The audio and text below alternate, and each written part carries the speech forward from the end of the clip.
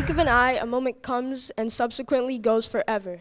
Agonizingly, in each one of those blinks and snaps of a finger, the world is relentlessly being destroyed, ironically by the ones who call it home. And for some absurd and outrageous reason, no one is doing much about it. My name is Igura Nithyananda, and I'm here today to tell you about the horrific fate of my generation. In approximately 25 years, human beings have managed to destroy a tenth of wildlife on Earth. This isn't only despairing and absolutely and utterly insane, it is also terrifying. It is terrifying because of just the thought that the world could come to an end in the seeing future, and for future and even younger generations, their precious time alive on Earth will become uninhabitable.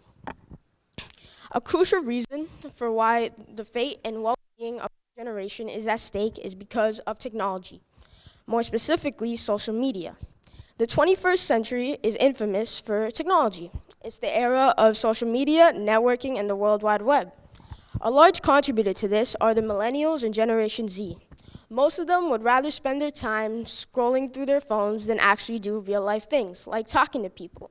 This is why most of them haven't developed social skills and are introverted, even if they do have like 1,000 followers on Instagram. And it seems that every single person on social media is an activist, with turning their profile picture blue for when the crisis in Sudan was taking place. But do these things really accomplish anything?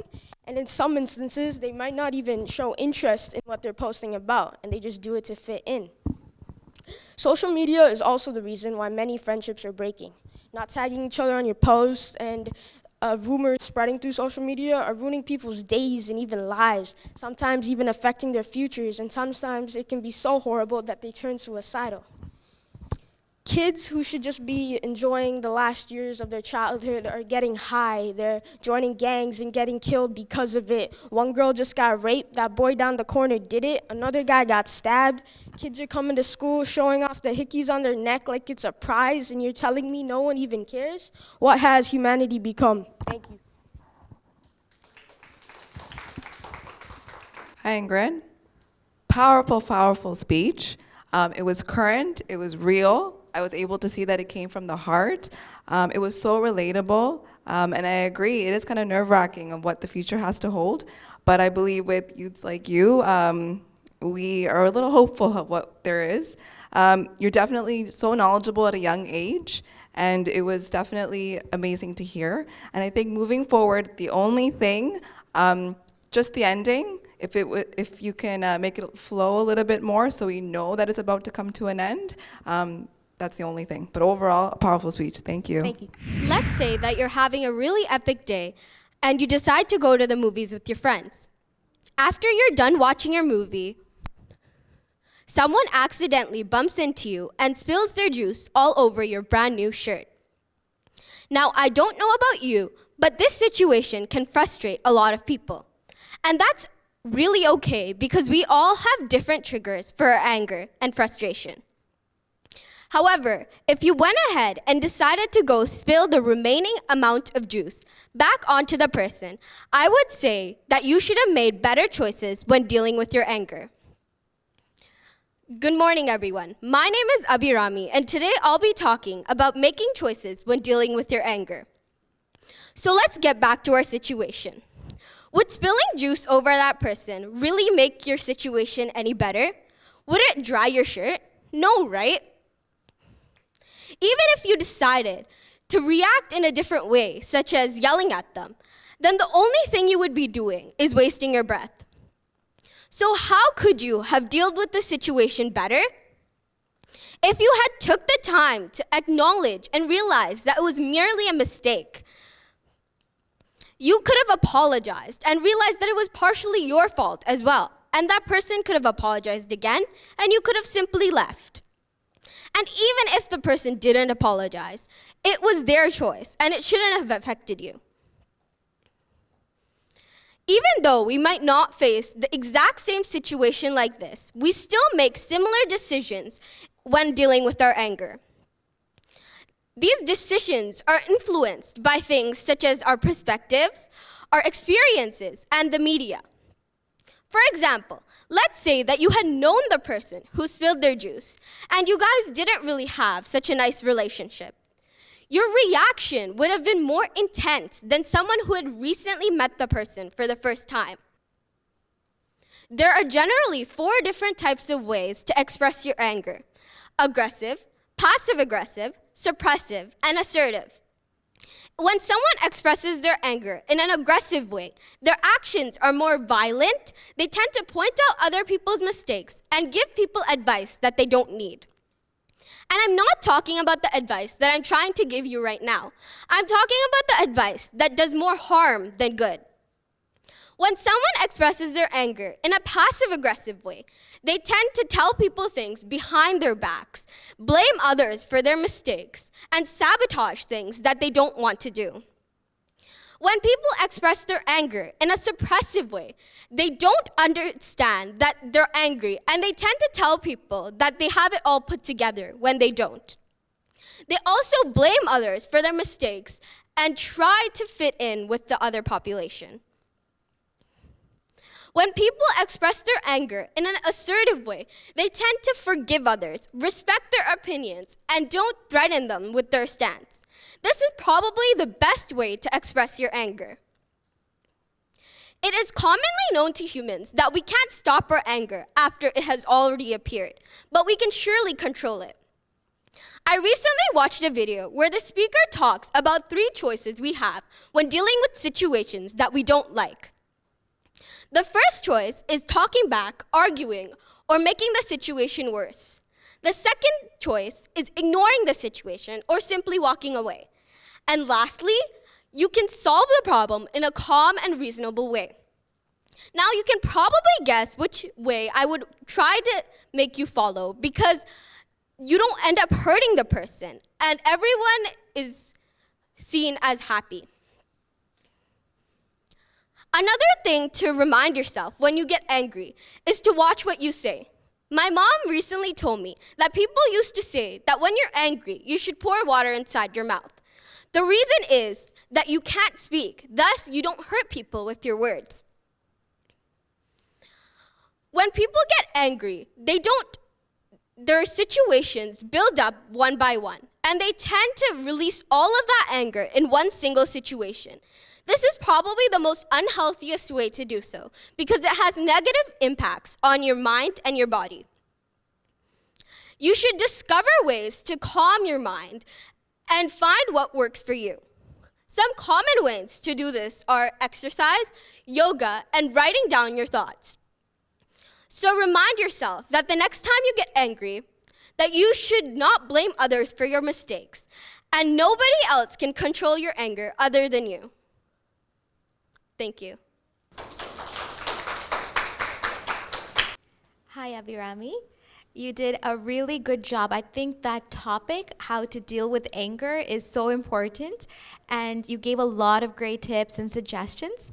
I have one question. Do you remember the name of the speaker who said or who gave those 3 suggestions from the video you watched? I think her name was BK Shivani. Oh, okay, yeah. I was just curious because that was really good suggestions. So when we are referencing anything, it's always good to put the person's name in there, just so we have that credibility associated to what you've watched or read or anything like that. The other thing was, I was really impressed that even though you needed a moment to recollect your thoughts, you didn't falter, you picked yourself up very gracefully. I thought that was really good. But again, maybe just working a little bit on memorization or bringing in cue cards, for the moments where you just need to glance down for a second would really help. But that was excellent. I thought it was amazing. Good job. Thank you. Good morning, judges. My name is Lexi Asada, and today I will be talking about a crucial global affair: malnutrition. Malnutrition is a lack of proper nutrition and is caused when people don't have enough food to eat. It is estimated that there are 815 million people suffering from malnutrition each and every year worldwide. Although malnutrition is mainly caused by the lack of proper nutrition, it can also be caused by not eating the right things. Most people who suffer from malnutrition eat food from trash cans.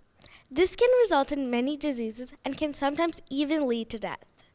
We are so very fortunate to have access to healthy foods, but we as humans are not thankful enough.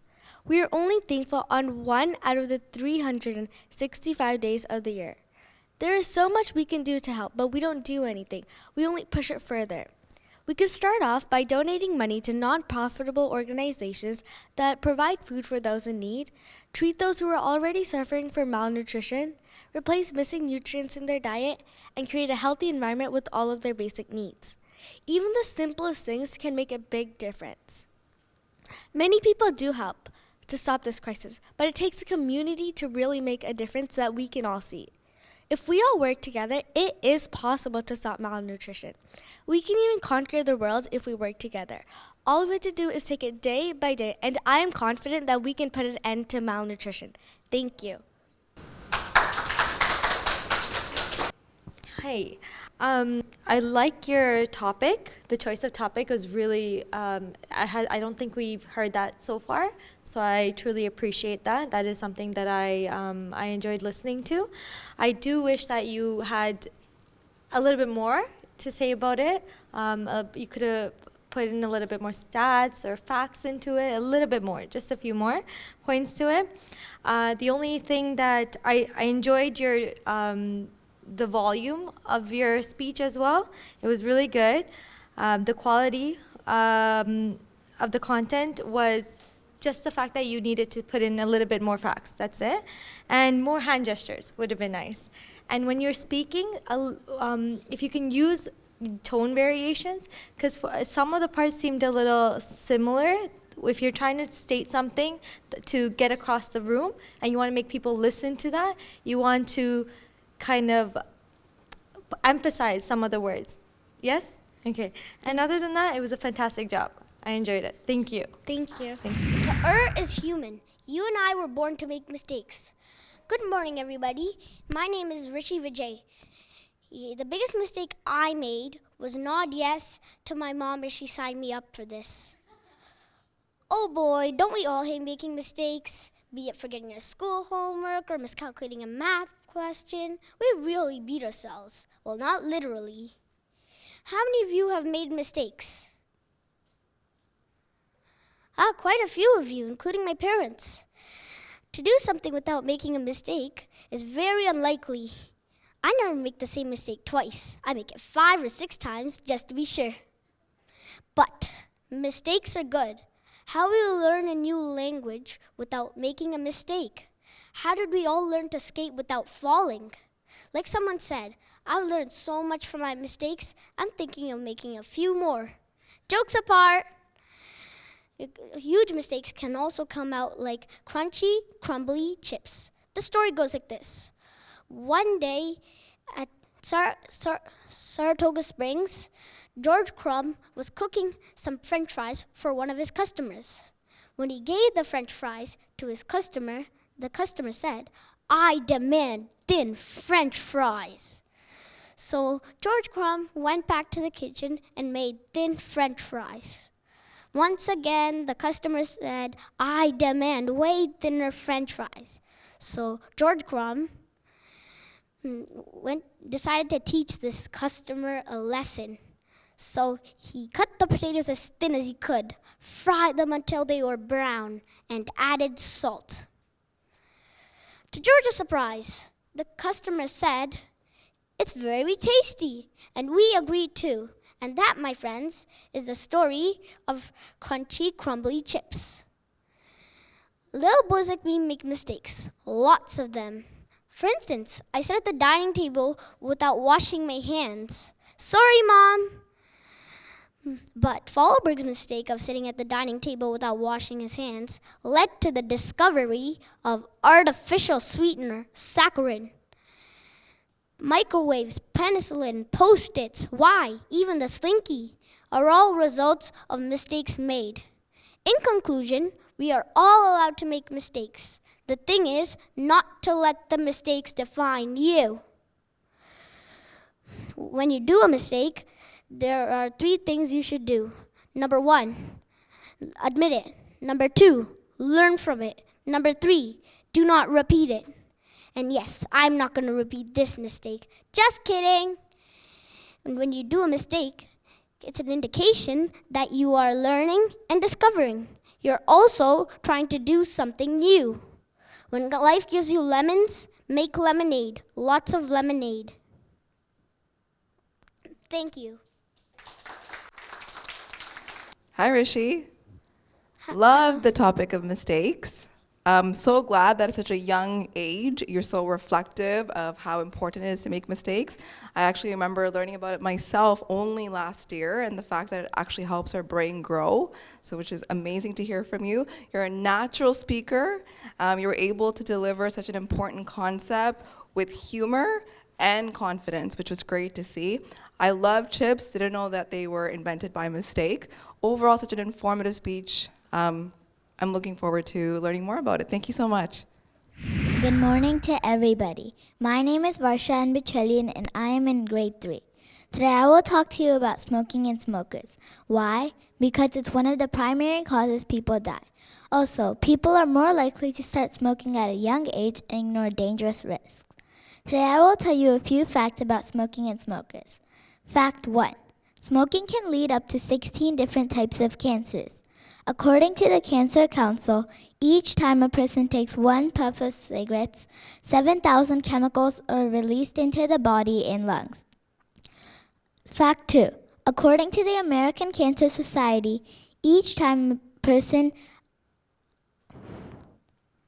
According to the American Cancer Society, almost half the deaths, about 48.5% of deaths from 16 different cancer types, is caused by cigarette smoking. Fact 3. Smoking is very harmful to your digestive system and can cause most serious cancer risks at your mouth, lips, tongue, throat, voice box, stomach, and liver. This was reported by the GI Society. Fact number 4. Smoking can make you lose your vision, hearing, smell, taste, and can cause short-term memory loss. Fact number 5.